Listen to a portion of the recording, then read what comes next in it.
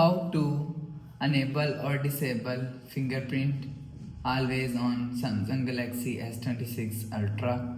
So let's start the video. First of all, go to app library. Now here, so click on settings app. Now in settings, scroll down and click on lock screen and always on display. So after click on lock screen and always on display screen, click on screen lock and biometrics. So after click on screen lock and biometrics, click enter your phone pin and click on continue. So now here, so click on fingerprint.